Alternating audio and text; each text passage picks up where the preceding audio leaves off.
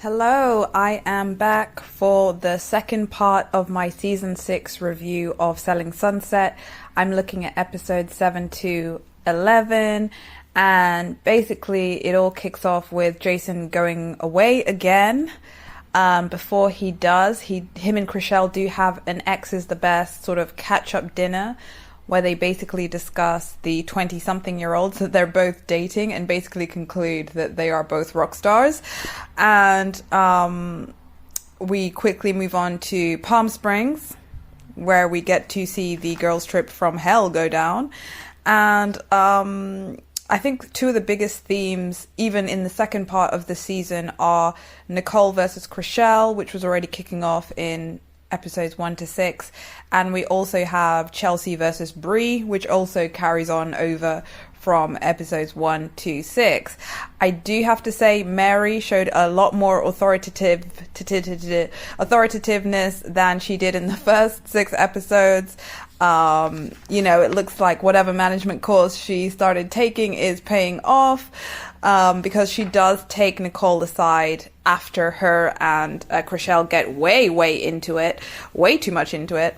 And she does sort of, take her aside and sort of does point out that Nicole does need to do a bit of reflecting, and that she is sort of part of the problem and it's not all on Chriselle. She also is causing problems with the way she's approaching her apparent beef or apparent issues with Chriselle. So I thought she did a good job of serving Nicole the shit sandwich, which is this beautiful technique I learned years and years ago, the shit sandwich. Some of you may have heard of this. It's basically where you start off by giving somebody, some positive affirmation, which is the nice fluffy bread part.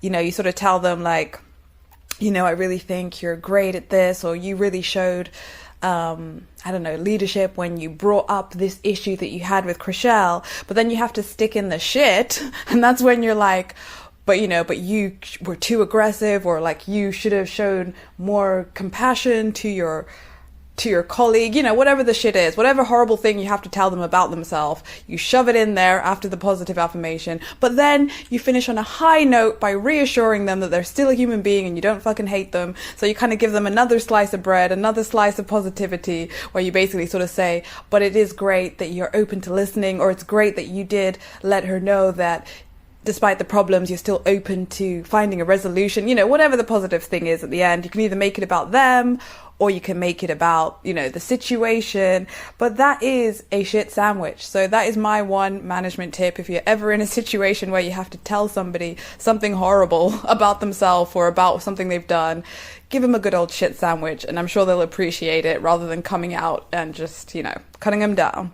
Good old shit sandwich. And then, I think the key question that kind of caused the whole argument between Nicole and Chriselle is wondering, is Nicole on drugs? Because that's literally what ended up being like the high point of the argument. The way Chriselle made it sound, I was thinking, whoa, Nicole, real crackhead over here, with the crazy, and she's partying and she's doing this. But then when it sort of came out a bit more, we're told that it was ecstasy, weed, mushrooms, and drinking, which I'm kind of like, that's kind of like an English person's Thursday. So I don't know that it's full blown, drug addiction, the way she was going on about it. But, very little Miss Kentucky, Chriselle was horrified that she heard that Nicole was doing drugs. But then I think from a little bit more probing, it seems as if she is doing anything, and it's highly contestable that she is actually doing drugs. It seems like maybe now and again she has a bit of weed, maybe she has a bit of mushrooms. She's very into that yoga circle, know yourself, spirit animal, Zen tattoos everywhere. So maybe now and again she maybe just has a little bit of mind awakening mushrooms. But from the way they were acting, it seems like she probably doesn't even do that. It seems as if she barely drinks anyway. But what do I know? She might just be very good at concealing her full-blown addiction.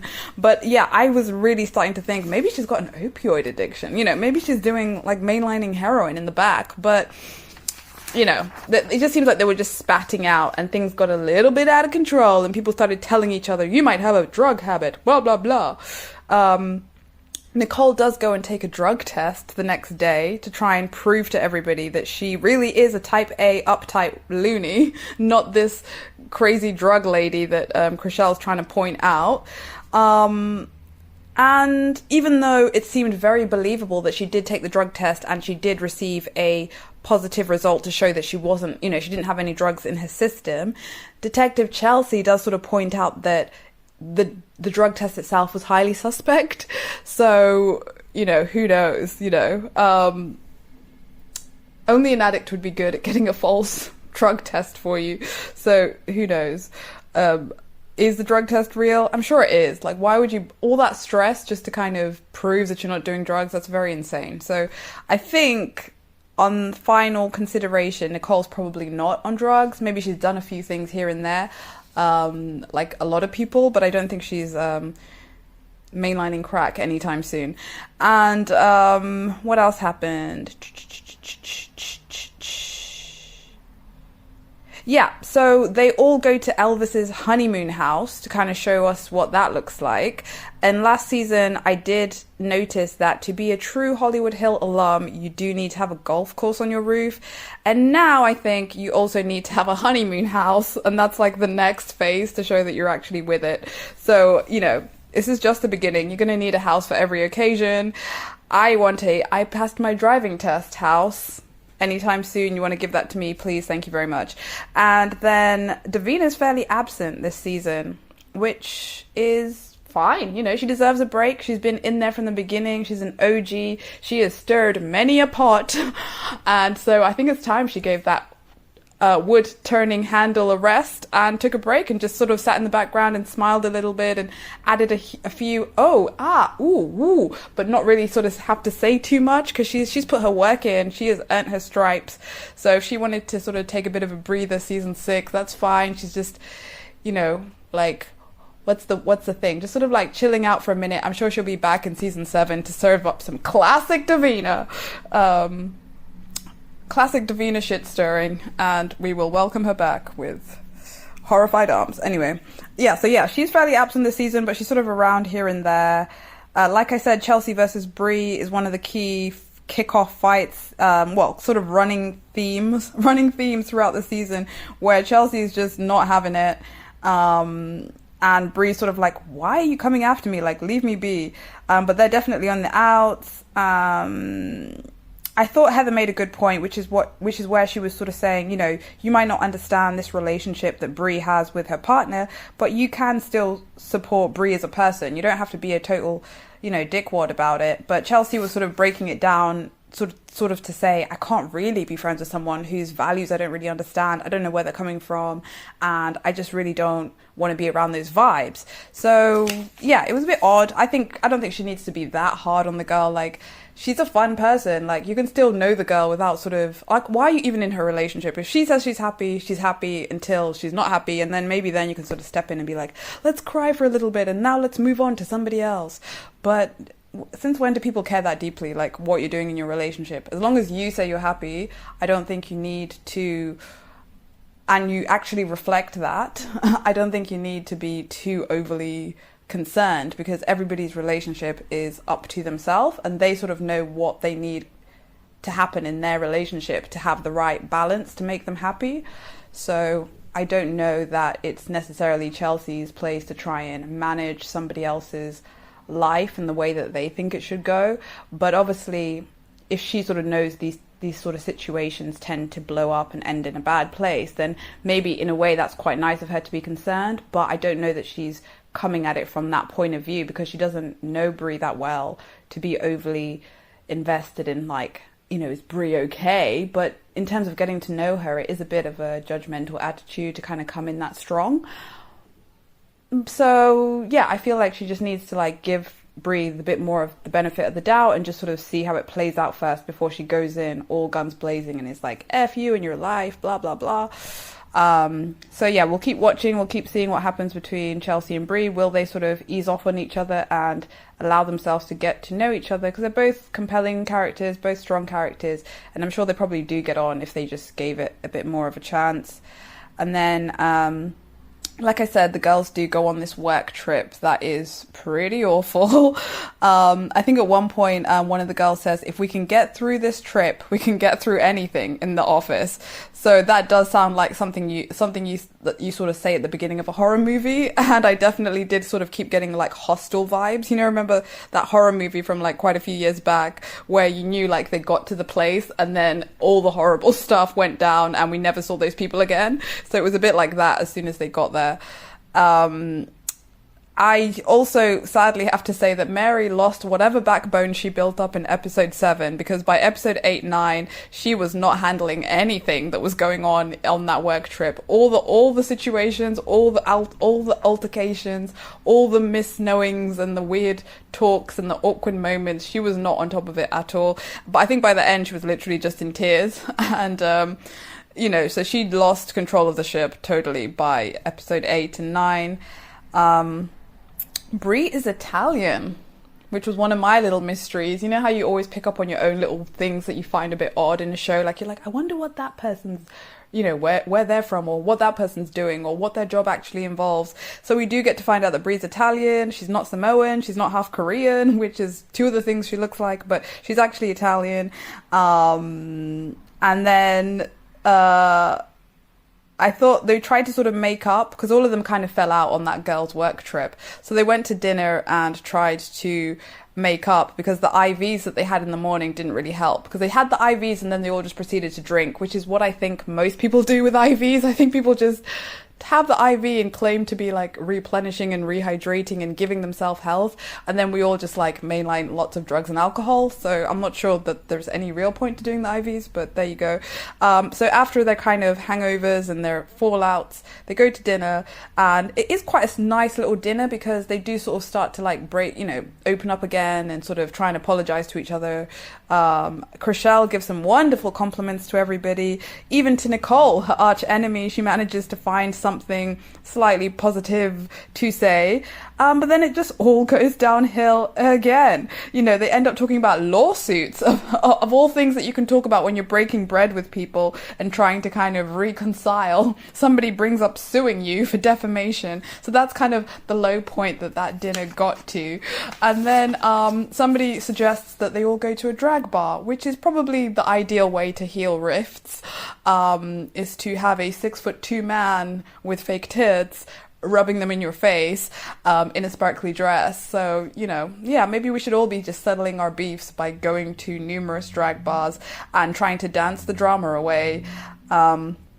But Mary herself, like I said, she does end up in tears because all the conflict just gets to her, and she's not a conflict person, as we've established over the 6 seasons.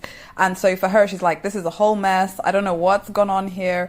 I should never have thought that having a work trip in Palm Springs was going to help anything.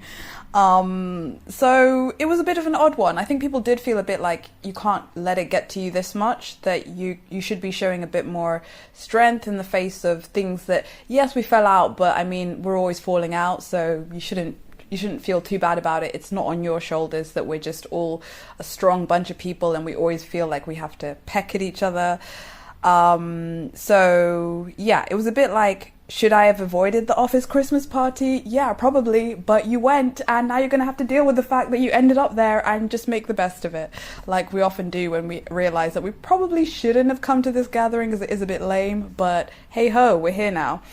I feel like Mary's Gucci necklace definitely lets you know she's a lady boss. Like, she's definitely Sicilian mafia, she's definitely a manager, but then her gravitas and attitude is like, I have no self-esteem and I'm broken down. So it's very weird. Like, the necklace is not telling the full story. I feel like she should take some of that necklace energy and own her shit and like just like break them all down, you know, like just make them shut up basically and not try and understand too much about where they're coming from. And then we find out in episode 10 that Maya is pregnant again for like the 5th time now, I think. I've lost count. I think now she's just playing a giant joke on all of us. And by season 7, she's probably going to have popped out like 3 other kids and just be letting everybody know that she's pregnant for like the 7th time. The Selling OC cast come through, which is wonderful. They come through and they give their little spiel. And we also get to find out I think at one point, what happens? I don't know. What was I going to add? Oh, no, yeah. So selling OC, we see them come through. Brett's girlfriend was there too. Shh. And then the Calcutta Bagley, which I thought was wine. I thought he was making a reference to posh wine, but it turns out Calcutta Bagley is a beautiful Italian marble, and it looks pretty much white with a lot of grey in it. Google says that it's supposed to have ivory, rose, and pink, but I am telling you, this thing is just white and grey. So I don't know why they're lying to us. Do not be taken. It is white and grey.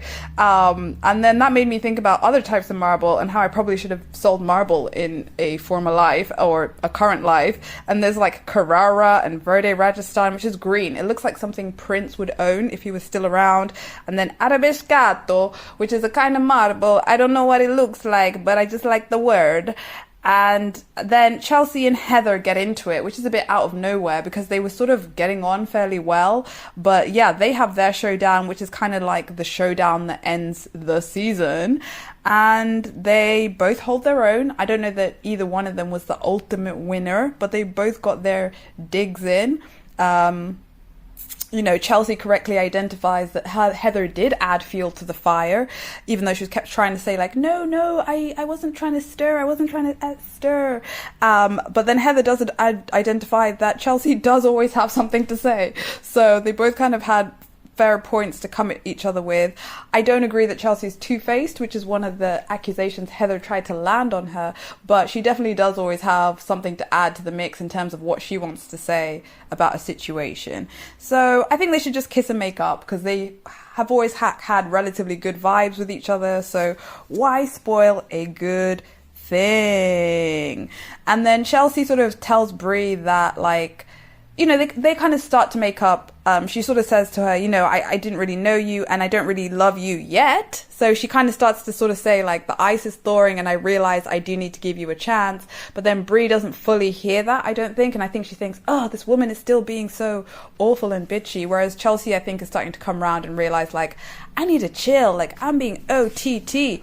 That's my take on it. Anyway. So, final verdict after watching the last few episodes of the season is that Jason recommended free therapy for everybody, and that is probably what they should all be doing. But I will see you in season 7, and I hope you enjoyed this catch up and the season. Definitely not one of the strongest, but pretty good. I'm liking the new additions. Nicole, shady Nicole, and Brie, fun girl, young girl, good energy.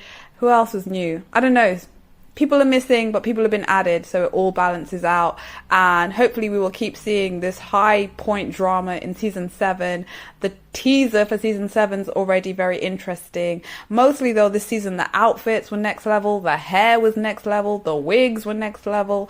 And that's pretty much half the job done. Like, as long as you come dressed like something spectacular, it's already going to get a bit interesting.